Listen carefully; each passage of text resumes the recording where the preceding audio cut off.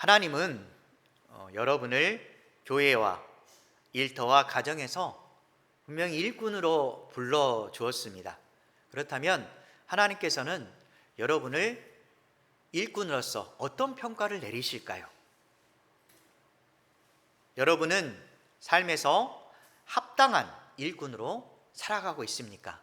아니면 사람의 시선을 더 의식하면서 살아가고 있습니까? 하나님께 합당한 일꾼은 충성스러운 사람이고 겸손과 온유와 그리고 신실함이 풍성한 사람이 바로 하나님의 일꾼이라는 사실을 알고 있을 것입니다. 하나님의 뜻에 순종하고 그리고 하나님을 기쁘시게 하는 사람, 이 사람이 바로 하나님의 일꾼인 것입니다. 오늘 말씀에는 하나님의 일꾼이 신실한 새 언약의 일꾼이라고 말씀하고 있습니다. 바울이 말한 고린도 교회의 신실한 새 언약의 일꾼은 어떤 사람인지 함께 나누어 보도록 하겠습니다. 1절에서 3절에 보면 첫 번째로 신실한 새 언약의 일꾼은 그리스도의 편지가 됩니다. 그리스도의 편지. 우리가 이전에 그리스도의 향기란 말을 들었을 것입니다. 우리가 하나님의 자녀로서 그리스도인다운 아름다운 냄새와 또한 다른 사람들에게 그 향기를 풍기며 살았을 때 그리스도인이라고 했습니다. 또한 오늘의 말씀처럼 우리는 하나님의 그 사랑을 그대로 나타내는 그리스도의 편지입니다. 오늘 말씀에 나오는 고린도 교회 안에 바울의 대적이 있습니다. 이 대적 중에는 유력한 자들의 추천서를 받아서 이 교회 안에 들어왔는데 그들이 바울을 향해 말하기 시작합니다. 왜 바울은 추천사가 없는가라고 물어봅니다. 자신들은 다른 누군가에 의해서 추천서를 받아서 다른 사람들에게 인정받을 수 있는 자격 요건을 갖추고 있는데 왜 사도 바울이라는 사람은 다른 뛰어난 사람들의 추천서가 결코 없는가라고 주변 사람들에게 말을 하는 것입니다. 당시에 이 추천서는 어찌 보면 이 사람을 믿을 수 있는 중요한 요건이었습니다. 이 사람을 신뢰할 수가 있고 또한 환대가 할 수 있는 그런 자격 요건을 갖추었는데 때로는 이 추천서를 통해서 직장 생활을 할 수 있도록 또한 도움의 요건이 될 뿐만 아니라 그 사람을 계속해서 후원할 수 있는 그런 자격증과 같은 것입니다. 우리도 마찬가지로 하나님께서 우리를 향한 추천서를 썼습니다. 그것은 뭐냐면 우리 하나님의 말씀이 우리 가운데 임하셔서 하나님을 나타내 보이는 그리스도인다운 사람이다라고 도장을 꽉 찍고 우리에게 믿음의 자격증을 하나님께서 주신 것입니다. 그러면 우리는 이 믿음의 자격증을 받은 사람은 당당하고 떳떳한 인생을 살아야 되지 않을까요? 하나님께서 너는 내 것이다 라고 도장을 찍어주시고 그것을 우리에게 나타내 보이셨는데 우리는 하나님의 그리스도인다운 백성의 모습을 살아가지 않는다면 얼마나 부끄러운 자의 모습이겠습니까? 이렇게 사람들은 하나님 앞에 드러내는 외적인 요건에 대해서 대단히 중요하게 생각합니다. 그래서 자꾸 추천서에 대해서 얘기하는데 바울은 이 소리를 듣고 어떠한 마음을 품었을까요? 나도 자격 요건 충분히 있어 라고 크게 이야기하고 싶었을 것입니다. 그런데 바울은 하나님께 속한 고린도 교인들에게 굳이 이것은 필요하지 않다라고 자신은 말해주고 있습니다. 고린도 교회에 대해서 여러분 잘 알 것입니다. 바울이 2차 선교 여행 때 바울의 사역으로 세워진 교회가 바로 고린도 교회입니다. 그래서 당연히 바울은 추천서가 필요가 없는 것입니다. 바울은 하나님께 속한 고린도 교회의 그리스도인들에게 이렇게 말합니다. 너희가 우리의 편지다라고 말하고 있습니다. 우리도 어떤 사람을 통해서 당신은 그리스도의 편지입니다. 편지입니다. 하나님께서 여러분에게 너는 나의 편지단다 라고 말씀할 때 우리는 그 말을 듣고 맞습니다. 저는 세상에 나갈 때 하나님을 드러내는 그리스도의 편지입니다 라고 하면서 그 편지로서의 믿음의 생활을 살고 있습니까? 우리는 항상 자신에게 물어보아야 됩니다. 나는 그리스도의 편지로서 합당한 하나님의 역할을 감당하고 있는가? 하나님의 사랑으로 채워진 그런 교회에 하나님께서 은혜와 사랑을 부어주셔서 한 사람 한 사람 각자가 그리스도인의 편지를 나타낼 때 한 사람 한 사람이 곧 영혼을 살리는 아름다운 글자가 되는 것입니다.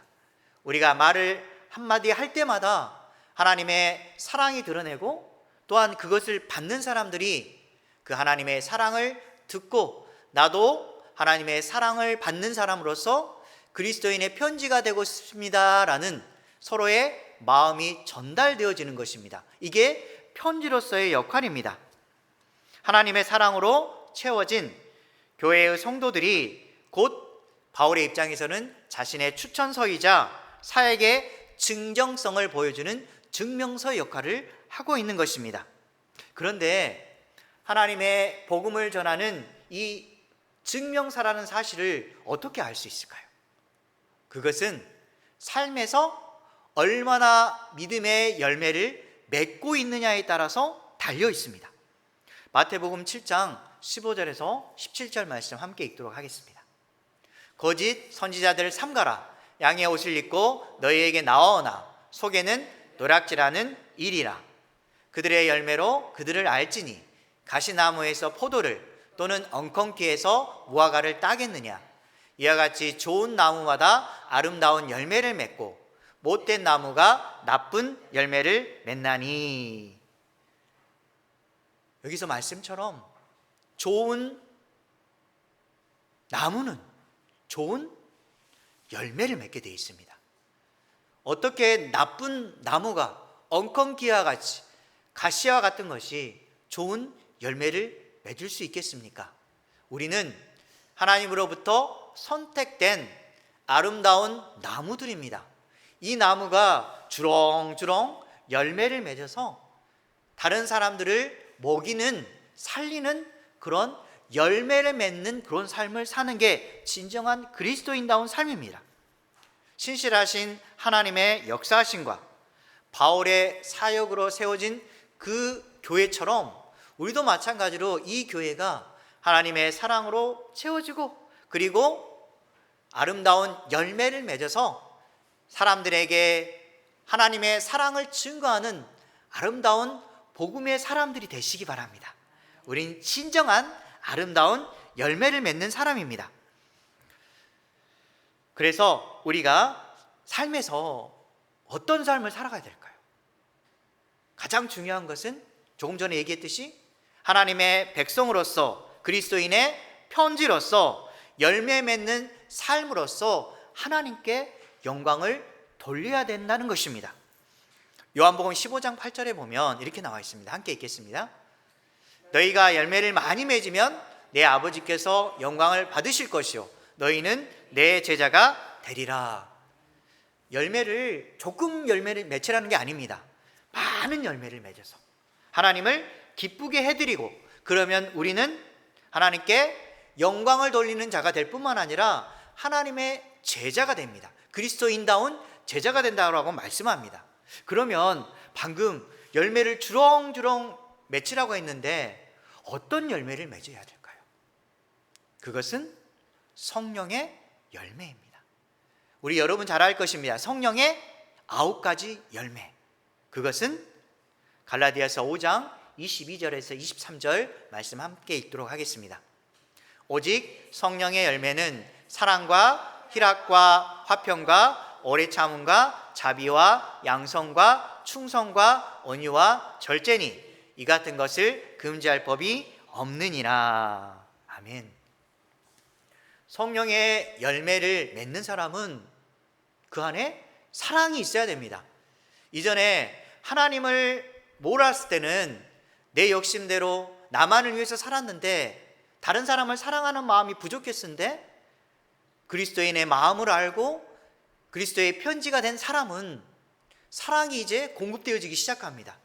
이제는 엄마를 사랑하고 아빠를 사랑하고 그리고 부모로서 자녀를 더 사랑하는 마음으로 대하기 시작하고 욕심으로 대하는 것이 아니라 존재 자체만으로 귀하게 여기는 사람으로 바뀌는 것입니다.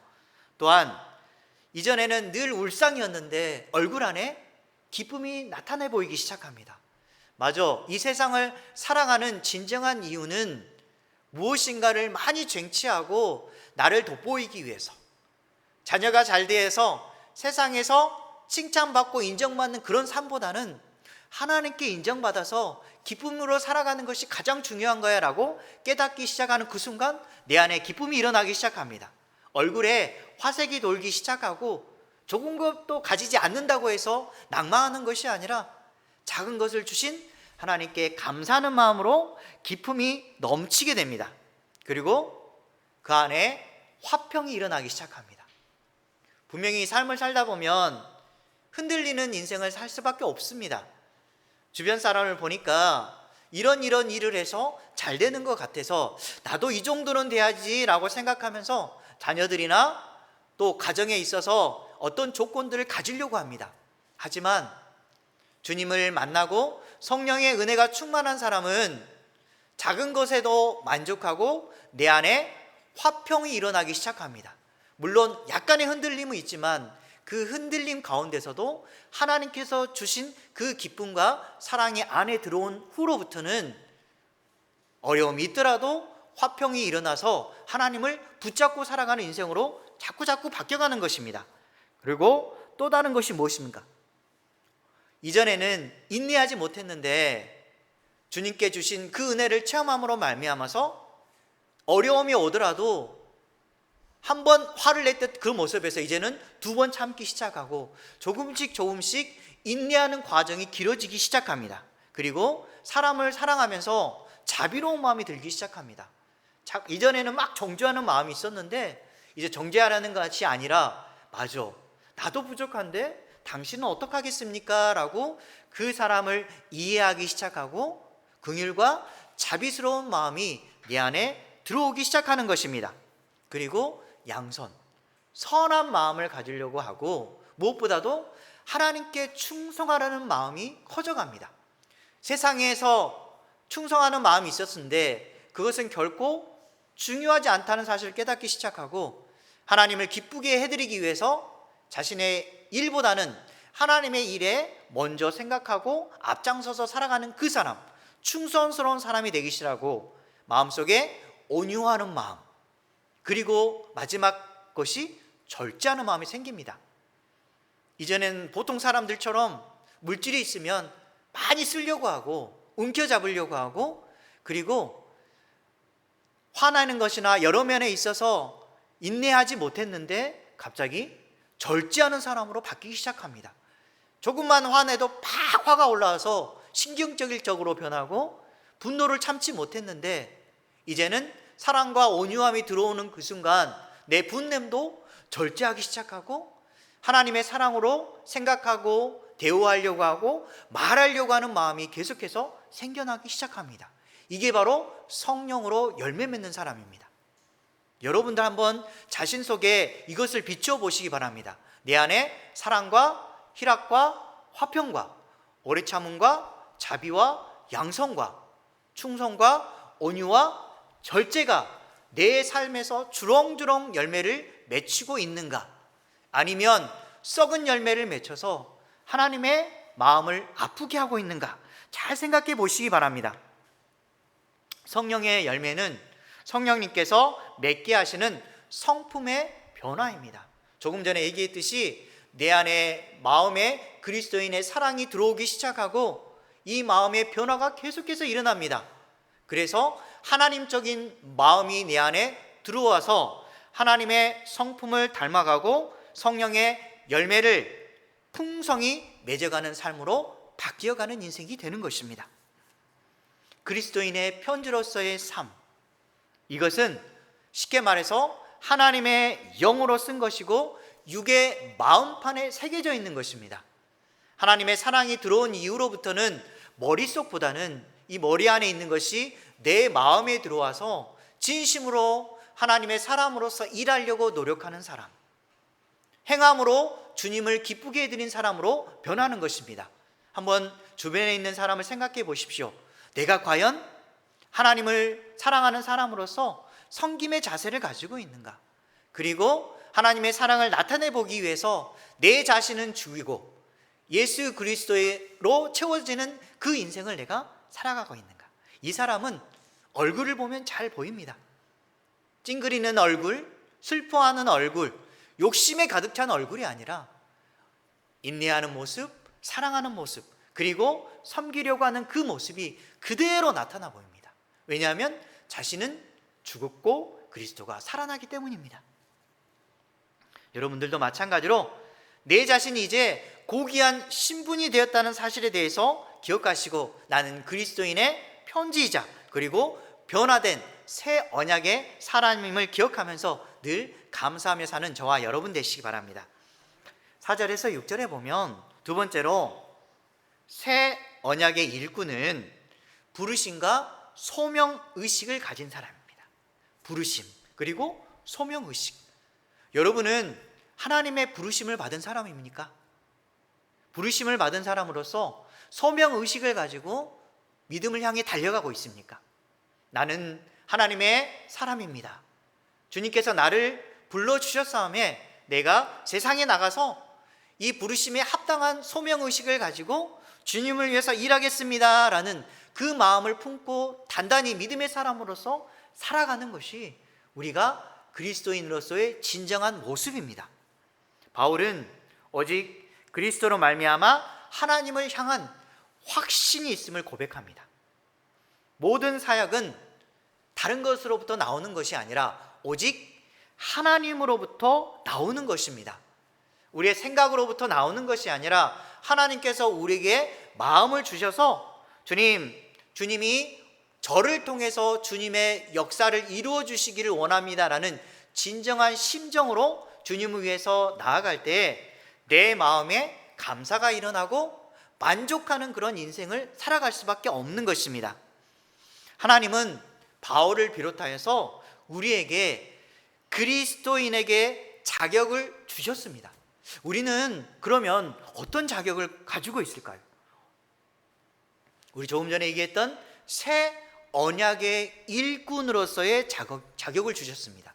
그래야 해서 이 자격에 대해서 만족하게 하셨다는 것입니다. 여기서 만족하게 하셨다는 말이 무슨 뜻일까요? 우리 만족하다는 것은 영어로 satisfied가 됩니다.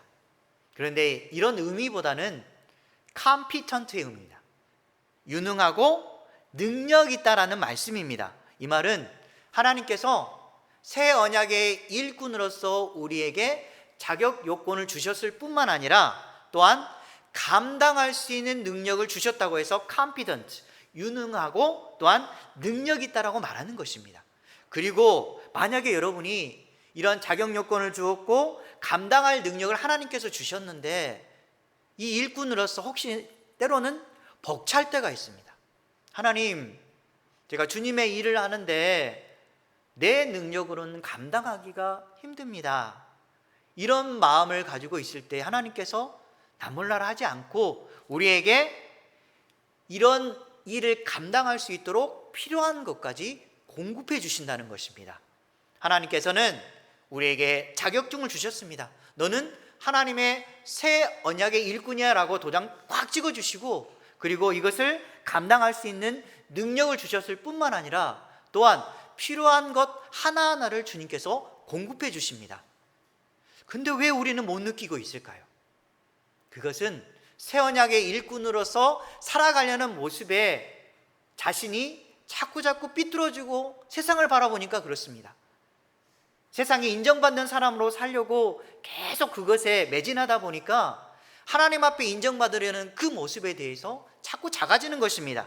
그러다 보니까 하나님께서 공급해 주실 거라는 그 생각과 믿음을 갖지 않고 내가 어떻게 해서든 얻으려고 내 노력으로 모든 것을 쟁취하려는 인간의 그릇된 모습을 똑같이 가지는 것입니다. 우리가 해야 될 일은 하나님께서 새 언약의 일꾼으로 삼아주셨사오매 하나님을 의지하면서 한 걸음 한 걸음씩 주님을 의지하면서 걸어가며 또한 목표를 향해 최선을 다해서 나아갈 때 하나님께서 그 과정 가운데 임해 주신다는 사실입니다. 그런데 우리가 자꾸 넘어지는 이유 중에 하나가 옛 언약을 자꾸 생각합니다. 과거의 모습, 과거에 이루어졌던 그 경험이 오히려 우리를 자꾸 무너뜨립니다. 이 옛 언약은 문서에 쓰인 언약이고 죄를 지적하고 정죄하는 도구가 됩니다. 하나님의 말씀을 읽고 듣고 내가 깨달았는데 이 옛 언약은 뭐라고 말하냐면 너 지금 하나님의 말씀을 읽고 듣고 깨달았으면 100% 실천해야 되는데 너는 어기고 있잖아. 하나님을 사랑해야 한다면서 세상을 살아가고 있잖아. 자녀를 사랑하는데 진심으로 대하는 게 아니라 네 욕심을 채우기 위해서 자녀의 좋은 학원을 보내려고 하고 좋은 것을 갖다가 오히려 자신의 욕심을 채우려고 하는데 네가 쓰고 있잖아. 하나님께서 이렇게 말씀하다 보면 우리가 잘못 받아들여서 옛 언약으로 돌아갑니다. 그래서 나는 하나님 앞에 죄인이고 끝난 존재야라고 해서 오히려 하나님을 가까이 하려고 하지 않습니다. 가까이 하려고 한다면 내 죄가 보이기 때문에 두려워서 옛 언약의 삶으로 돌아가려고 합니다. 그래서 옛 언약은 자꾸 우리의 죄를 보이게 합니다. 그래서 너는 이것밖에 안 돼라고 무너지게 하고 더 이상 하나님과 가까이 가도록 하는 것을 못하도록 막습니다.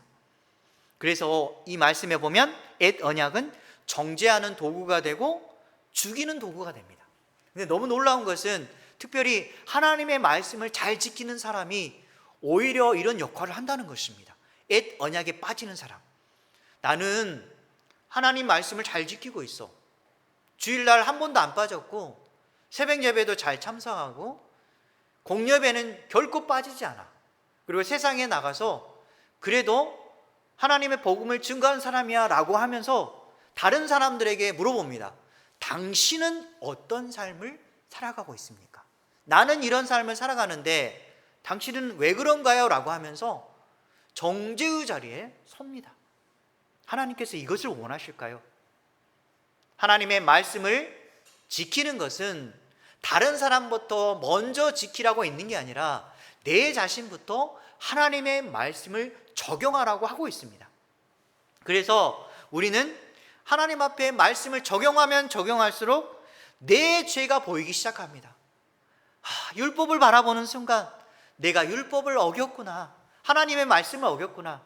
나 같은 죄인이 어떻게 하나님 앞에 구원받은 존재라고 말할 수 있을까?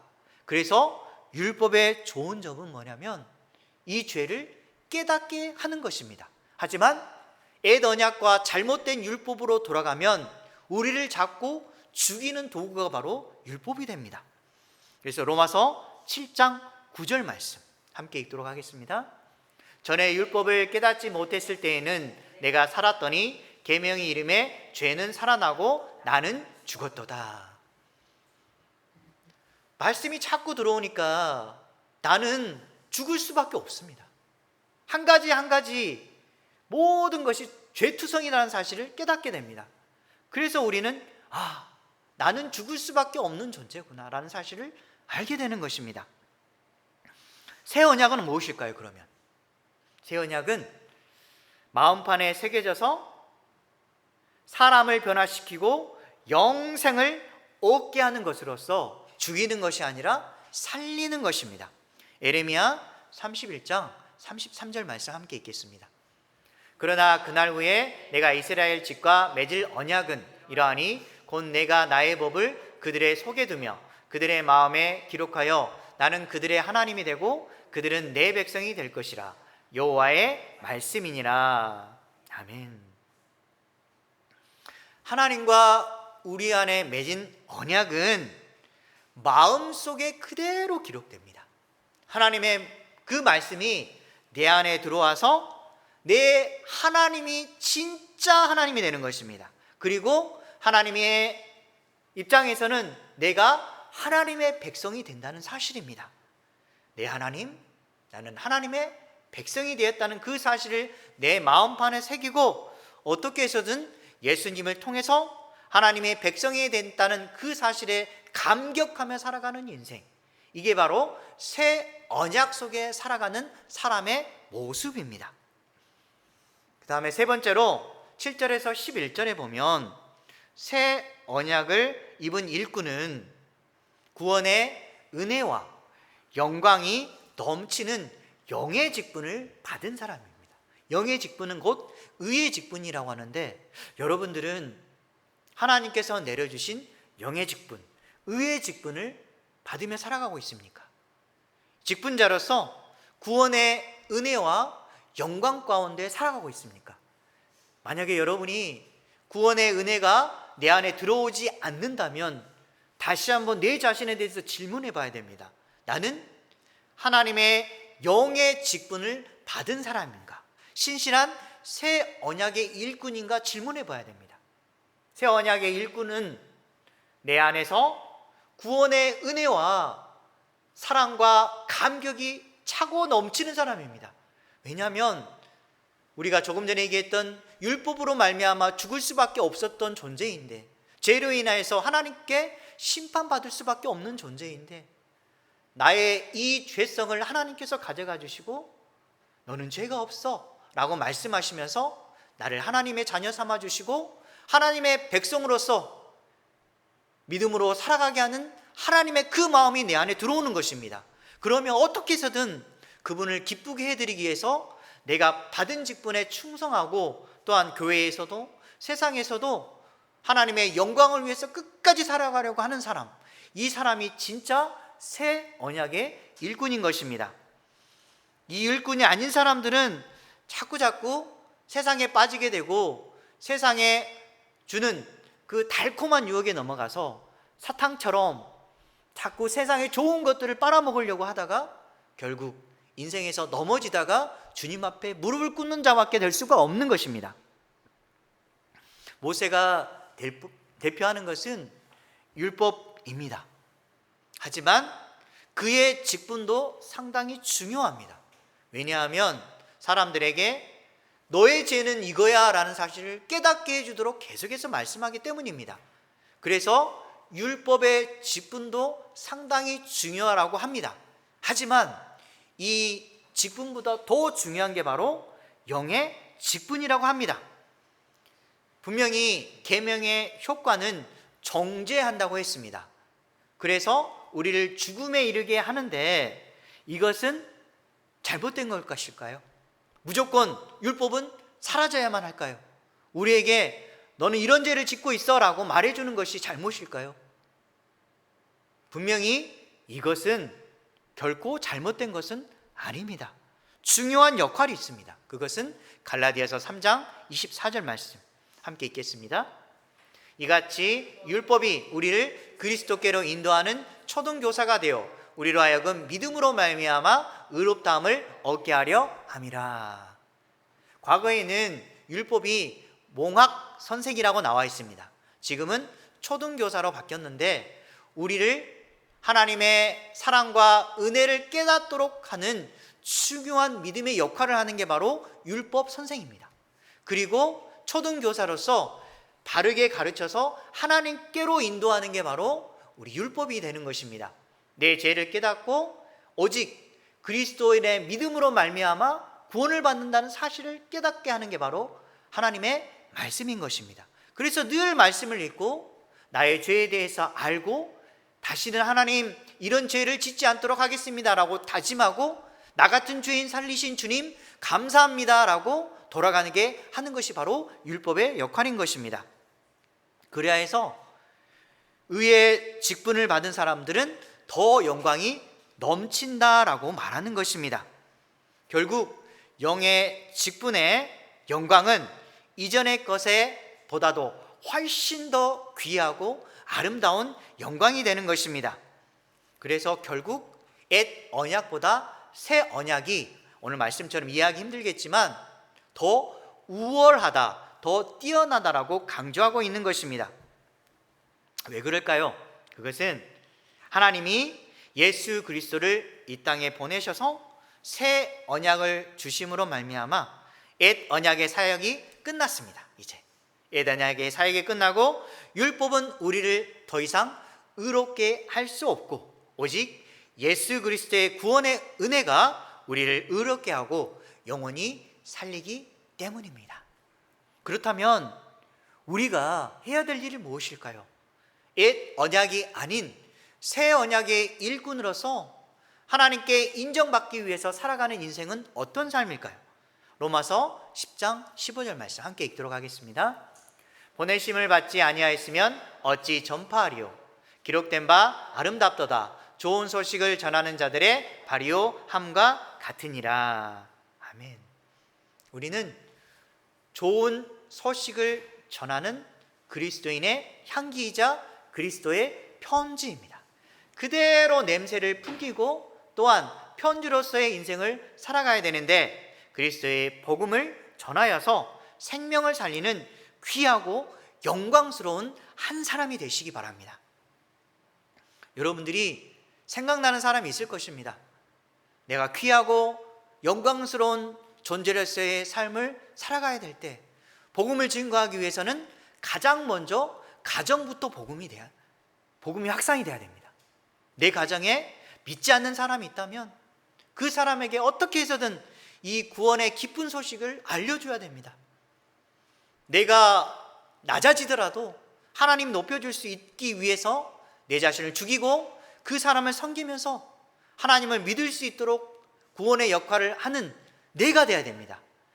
아들이 될 수가 있고 딸이 될 수가 있고 부모가 될 수가 있고 남편이나 아내가 될 수 있습니다. 가정에서 복음을 증거하는 믿음의 사람이 먼저 되시기 바랍니다. 그리고 주변에 친지가 있거나 또한 친구가 있거나 기억나는 사람이 있다면 그 사람에게 찾아가서 어떻게 해서든 하나님의 사랑을 증거하고 복음의 전달자가 되어서 하나님의 기쁨의 인생을 사시기 바랍니다.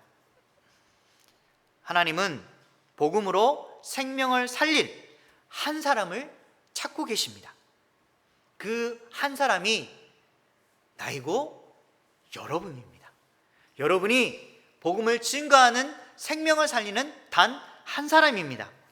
복음을 전하는 자는 세상에서 가장 귀하고 하나님 앞에 가장 영광스러운 사람입니다.